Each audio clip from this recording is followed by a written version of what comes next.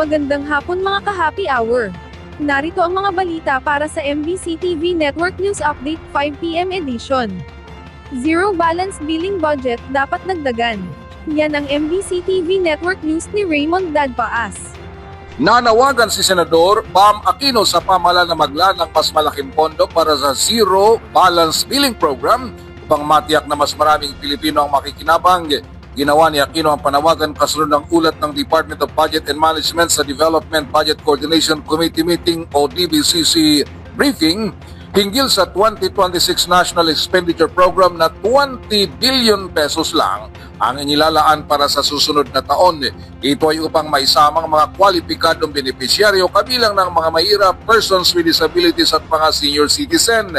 Para kay Aquino, masyadong mababa ang 20 billion pesos.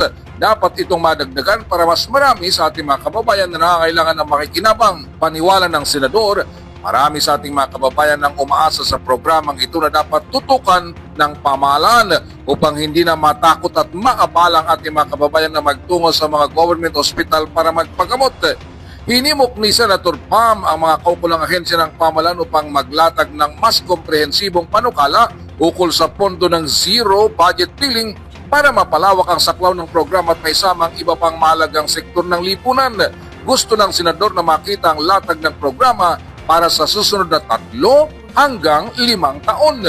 Nauna nang hiniling ni Aquino na tanggalin ang buong 270 billion pesos para sa flood control program sa susunod na taon at ilipat sa larangan ng edukasyon at healthcare. Kung hindi man ay anumang halaga na mababawas sa flood control program, ay isama sa dagdagan ang Zero Balance Billing Budget.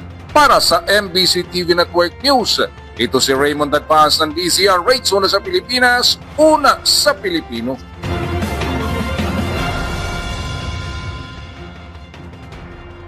Samantala, DOH nakapagtala ng isang kaso ng leptospirosis sa nagdaang linggo. Matapos ang panibagong pagbaha sa ilang bahagi ng bansa, isang kaso pa lamang ng leptospirosis ang naitala ng Department of Health mula August 31 hanggang September 4. Bagamat posibleng magbago pa ang bilang dahil sa nagpapatuloy na surveillance, malaki ang ibinaba nito kumpara sa 1,147 kaso na naitala mula August 3 hanggang 9, isang linggo matapos ang pananalasa ng bagyong Krising, Dante, at Emong. Nananatiling nakaantabay ang DOH at ang mga itinalagang leptospirosis fast lanes upang agarang makapagsagawa ng gamutan sakaling tumaas muli ang kaso, dulot ng pagbaha na dala ng habagat at tropical depression.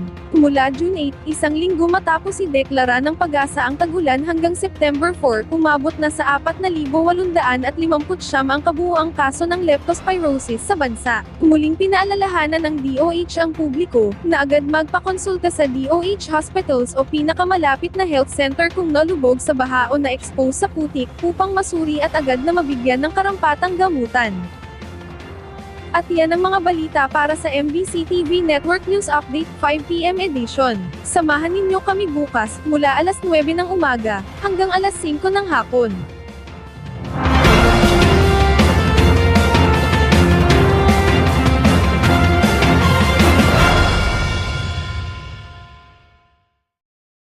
Mga ka-happy hour, kung gusto mong manood ang mga balita sa MBC TV Network News Update, mag-subscribe sa aming YouTube channel, i-like ang aming Facebook page, at i-follow sa aming TikTok account.